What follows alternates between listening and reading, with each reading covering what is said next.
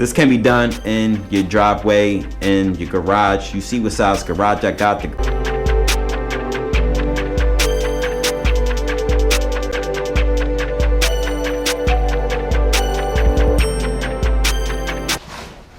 So let me stop playing. What's good, y'all? Leekautorepair. I'm trying to get this chair for y'all. Actually, I don't need the chair. It'd be probably better if I just squat down or whatever. So I don't know if you can see this car. You probably can't. Maybe I'll direct the camera over in a second. It's kind of nippy in here, that's why I got my hood on. Well, it was nippy because I had the doors open. I was doing a starter job on the 2008 Honda Civic.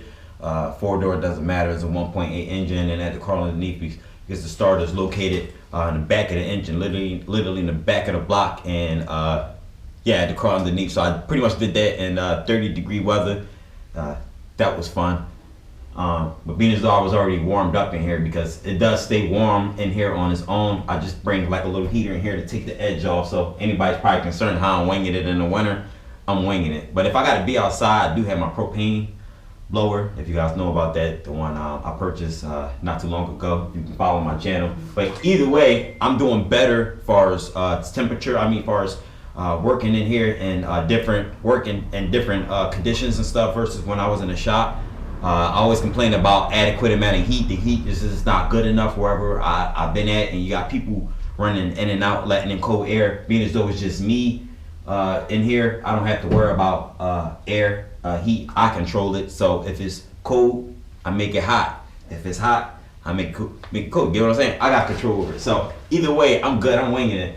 So another transmission. Engines and transmissions just come. I don't never know when they come. People know once that I do engines and transmissions or whatever. And you know, I got good name, make a name for myself, and pretty much word of mouth, doing good work. People just I let it be known that I do engines and transmissions, so people, you know, want me to do it. So if you wonder, dang, Lee, how you get an engine at the engine listen, I got another one, another engine job outside on a 06. Well, it's not the engine.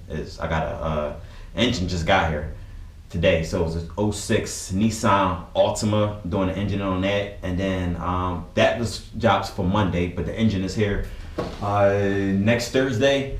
Thursday that's coming up, not today, but next week. The car is here too. I got the car, but I'm waiting for the transmission to get delivered. That's on a 2008 or 9 Kia Borrego, and it looks similar to like the Kia. I don't know if it's like the Sportage or something like that. It's an SUV, the all-wheel drive one, so I'm gonna be doing the transmission on that. So listen, I got stuff, I'm good, but I can't wait till I get a shop. I literally can't wait till I get a shop. I'm just gonna be overwhelmed with a lot of work, and I can't wait. And you know, get me a help, somebody who can, I don't have to like look over my shoulders and make sure they're not messing up nothing, but we'll get there. So enough of the chit chat, and I just want to give y'all like a little brief little update what's going on with me. So 2004 Lexus ES330. I'm doing the transmission on this. The reason why I'm doing the transmission, the customer had a whining noise, sounding like a bad, like one of those bad, like a bad alternator when it gets real pitchy or whatever. As you hit the gas, the whining noise does get worse, like the bearings are shot inside of the transmission. So it produced a whining noise, but this has been going on for some months now, and already knew in the future it probably was going to take a crap eventually. But customer called me saying, I can't drive forward, I can't go backwards, car don't do nothing. Got maybe a little bit of drag in reverse, but in forward gears, they ain't no forward gears, period. They ain't no forward gears. So first thing I do when I get problems like this, I always pull out the dipstick, because when the torque converter don't disengage or whatever, and it stay locked up, and it gets real hot, listen, that's not good. So basically the torque converter went bad and cooked the transmission fluid. The fluid was black. So if you got a transmission with no forward gears, if you want to know if the transmission is shot, pull a dipstick out.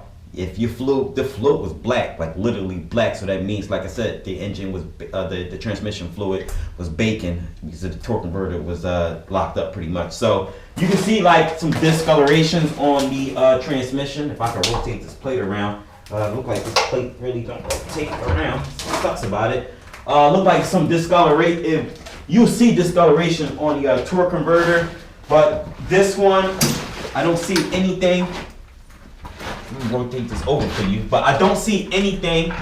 Ooh, I almost got my finger jammed up under the wheel. That's crazy.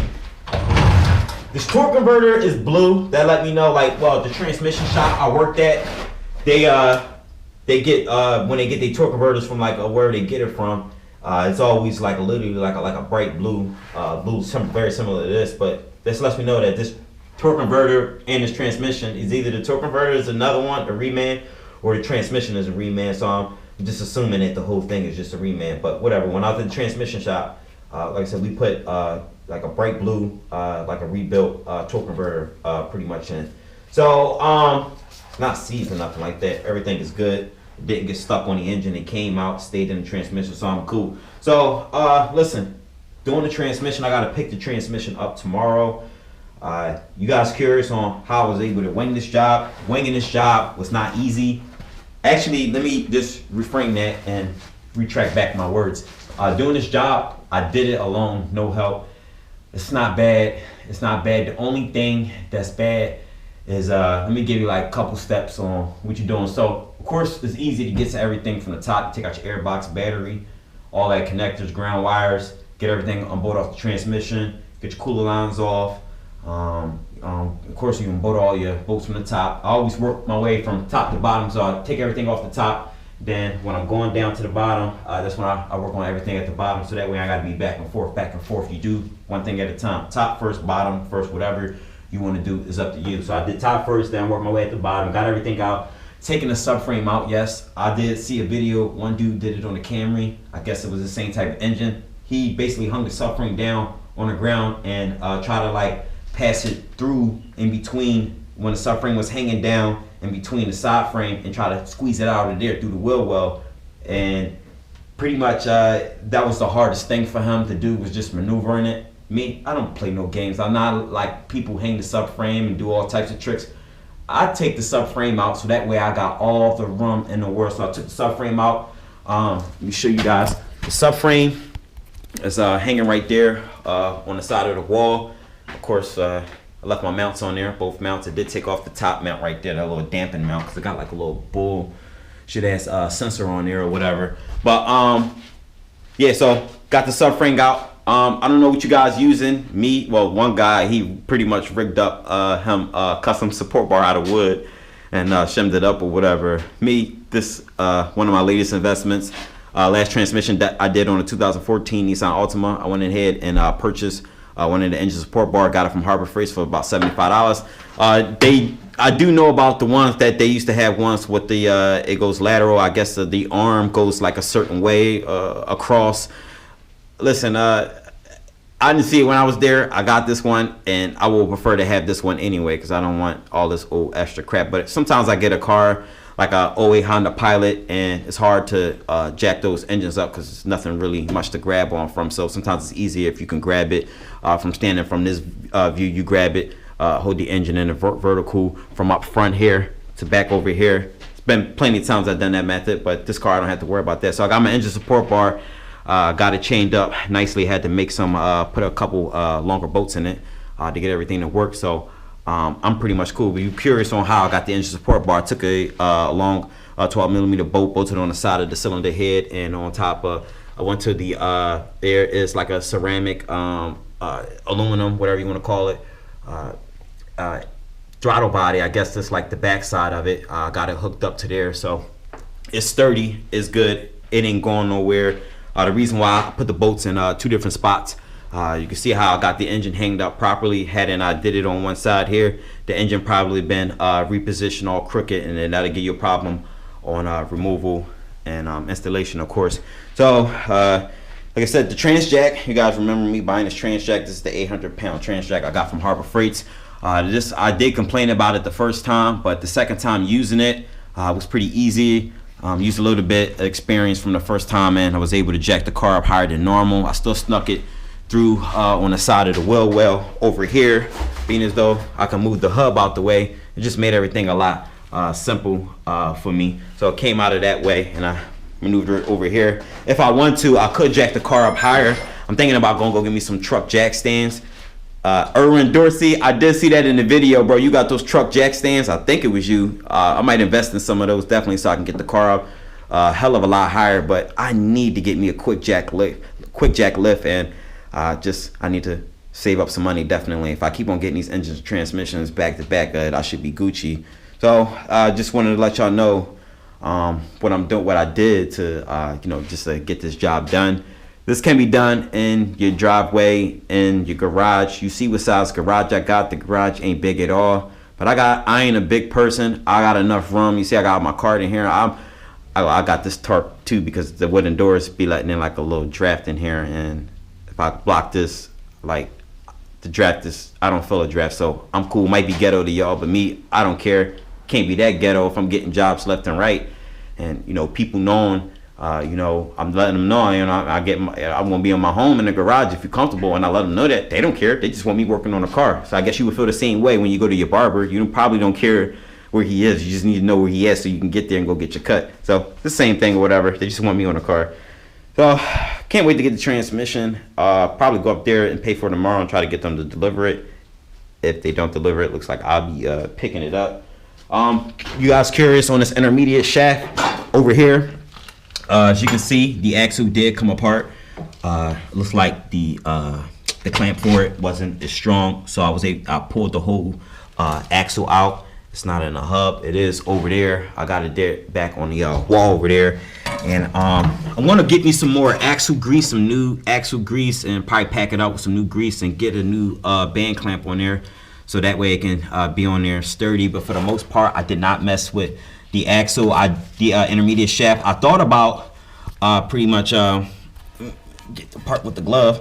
I thought about taking the whole thing out, but it was just a pain in the ass. But once I got the transmission out, was able to take out the I think it was like 2 bolts holding it in. It was 3. Someone put 2 in. Made my life a hell of a lot easier because these are a pain in the ass. You got to like literally heat up the bearing to get this out. So at least I got this out the way, so now it won't be a problem me getting the transmission. So I'll be sure to make sure this is corrected before I complete the job, definitely.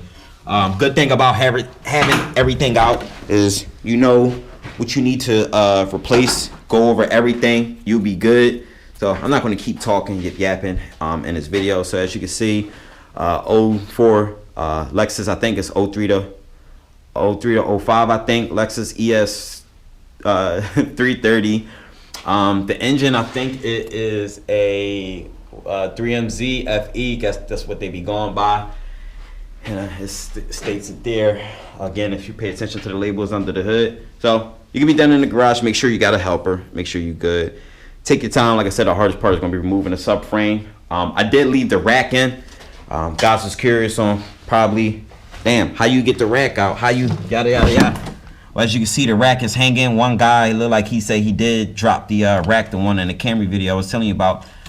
It's hard to take the rack out with the subframe, with it on, well, the sway link rests behind the rack. So you have to lower the subframe down first, because you don't have to take out the rack. Leave everything in there so you don't have to affect the alignment, affect the suspension. You can see I still got the tie rods pretty much still intact, and that's for both sides too.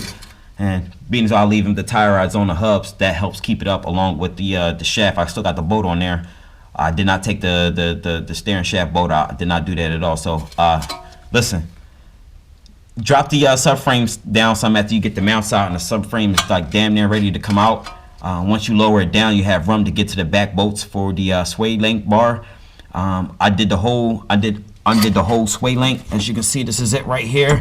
So it comes out, I can take it out, but I left that for right there. So once you can lower the frame, and then just lower it a little bit, and like I said, get back there, unscrew the bolts for the sway bar, and you do both sides, and you can leave the rack in there and you cool. If you want me to take the whole rack out, and then you got to deal with power steering fluid, and you got to buy yourself some new fluid pretty much, and possibly made a mess. So less of a mess I had to deal with. So looks like I only just lost coolant on this job. Obvious, right? Because I'm doing a transmission job. So that's that. So I'm Leekautorepair. Make sure you guys hit the like button. Make sure you guys subscribe. If you guys got any questions pertaining to this job in particular, just be sure to email me, leekautorepair@gmail.com. You got product for me to review, you can send it there as well. If you guys want to send me some cool stuff, Malik, in parentheses, Leek Auto Repair, P.O. Box number 4, Lansdowne, PA 19050. Shirts is $25 plus shipping. Get with me. Anybody want to donate some money? If you want, it's up to you. Here's my Cash App info on the corner of the screen, depending on which corner I pick, because I just randomly pick where I be putting these texts at.